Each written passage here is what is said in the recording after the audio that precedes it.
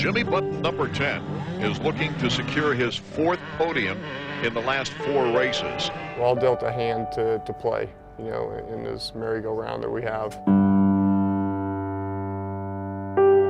Sometimes we have a lot of highs, sometimes we have lows. I'm riding for a lot of people that are still in wheelchairs that never got the chance to do this, and I hate that. So I'm going to do what I can do to make a change.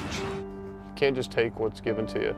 You just got to keep going and find a way to do better. For 11 years, Jimmy Button got better and better as he rose up the rankings in professional motocross racing. By 2000, he was the second-ranked rider in the ESX category. It was then a seemingly minor on-track mishap turned into something life-altering. I was going very slow, maybe 2 or 3 miles an hour, and basically just fell over.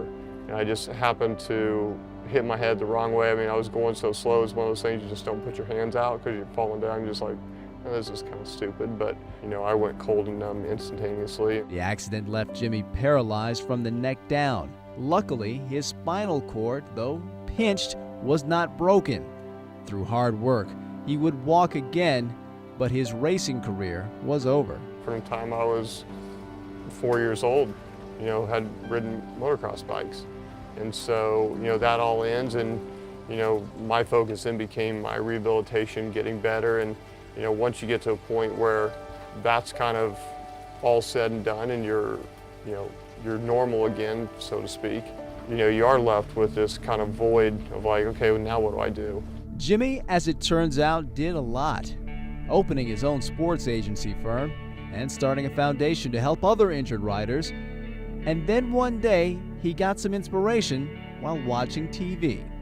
I just saw a program about Dr. Kierstad at the Reeves Irvine Center talking about the development of spinal cord research that they're doing, and I just, I felt really compelled to try to do something to give those guys some more money to help them out and to further the research that they're doing. For the next 15 months, Jimmy and his friend Corey Wharf trained for a cross-country bike ride, as in bicycle ride, starting last February at the place where he first hurt himself, San Diego's Qualcomm Stadium. It must have been a mental leap for you to get back on a bike of any kind. Talk about that. No, it was. I mean, it was 11, basically almost 11 years after my accident that I got back on a bike. I was going to ride a bike with 2 wheels in the back, just because I hadn't been on a bike for so long. I'm like, well, that'll be the safest way to do this thing. But fortunately, with everything I did and got ready, we decided one day, well, let's just see, if I can actually still ride a conventional bicycle. The $6,000 donated bikes Button and his crew ride for 60 miles a day are anything but conventional. Speaking of which, you could hold a small convention in the motorhome where he and his entourage of hope eat their meals and, like the rest of us, I need a pair of socks. lose their socks. Those are the old ones. Jimmy has, he's had like 12 pairs. That's Jimmy's wife, Christy, who during the day travels in a van behind her husband and the other riders to keep traffic from getting too close. My wife is traveling with me, and she's pregnant with our first child. So we're gonna have a really cool story to tell him when he's born, for sure. The story of this journey almost had an unhappy ending. A couple weeks ago, I had a fall and I broke my elbow. So I had to fly back to California, get it operated on, and have it surgically put back together. But after getting pins put in his elbow, Jimmy rushed back to pin himself back on that bicycle and keep going on his 2,400-mile trek, speeding toward his April 17th finish at the famous Daytona Motor Speedway.